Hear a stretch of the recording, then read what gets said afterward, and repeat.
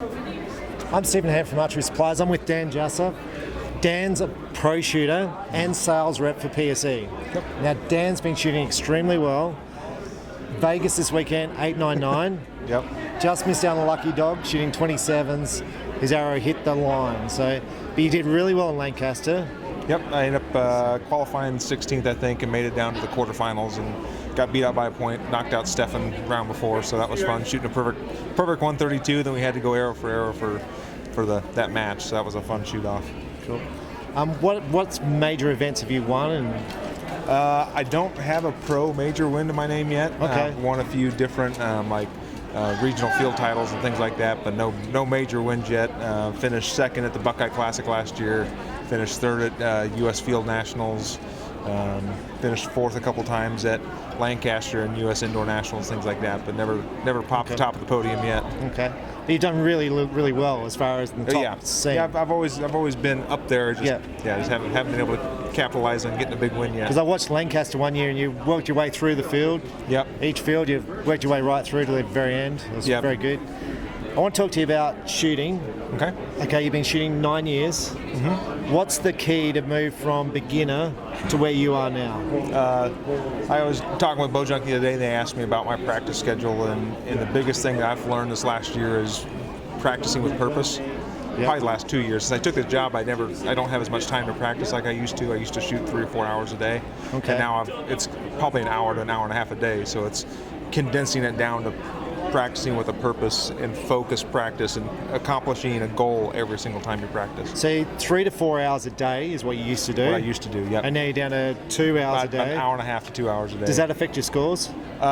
It affects my consistency. Okay. My capability scores are still where they always were. It's just I feel like my consistency day in and day out, it's not where it used to be. And what distance are you practicing? Right now, this time of year, it's all 20 yards or 18 meters. And then when we get to outdoor season, depending on whether I'm trying to get ready for a world championship year for FIDA field or getting ready for NFA field, I'll practice all those distances in there and then shoot field too whenever I can. Cool. Now, I want to talk to you about this bow you're shooting. It's PSE Focus.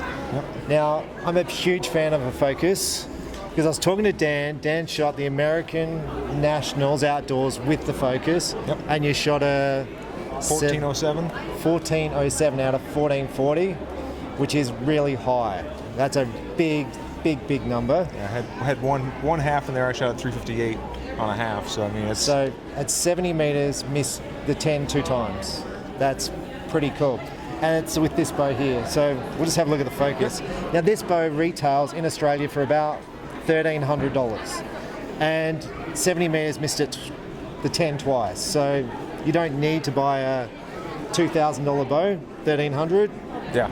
I say this bow for me aims every bit as good as our real high-end bows. Actually, whenever aim goes a little long, I feel it actually outperforms. Yep. For me, anyways, the way I hold a bow, the way I shoot a bow, this bow actually, for me, aims in the middle longer. It may not aim as tight, but I don't get a drop in my sight picture like I do with this bow. Like this bow will sit in the middle longer. Now, what have you got on here? You've got I've got a 33-inch front rod. I've got 22 ounces on the front right now. Okay. 12-inch back rod. I've actually got it mounted on the front of the riser. So why do you mount it there and not down the bottom? So I like to run a little bit more side pressure weight. Whenever I put it down here, it felt a little too wobbly for me. Okay. Put it up here made it a little bit more stable, and I'm only running 14 ounces on that side. So rod. does this bow balance left to right? It doesn't. It's tilts. It wants to tilt just a little bit. Okay. When I ran it down real low. It was too much.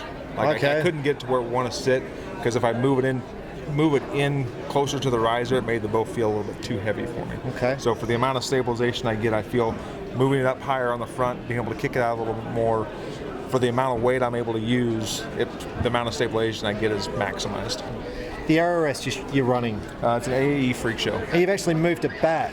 Yes. So with the shoot down, what I typically do is I run it, shoot down Perform X, I'll run it right at even with the back of the shell. On this one, whenever I torque tuned it, I found it torque tuned better further back.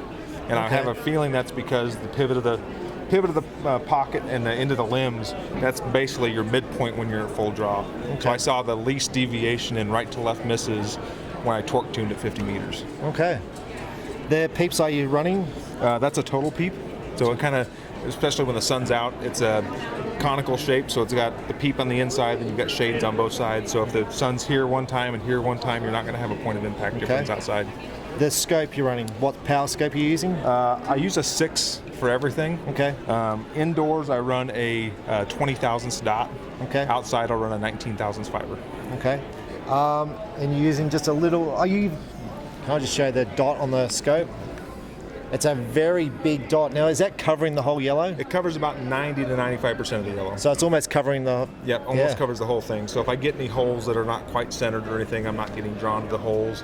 And then the bigger dot shows less movement whenever you're holding it full Do you draw. use that at outdoors as well? I'll use a small fiber on outdoors. Okay, cool. So indoors, I mean, it's a game of you're trying not to miss as opposed to you're trying to hit, it seems like. So I try to make things as comfortable for me as I can. Where outdoors, I'm trying to hit the absolute dead center every single time, and if I miss one, it's not as big of a deal as in here. If you miss one like today, now I don't get to play anymore. Cool.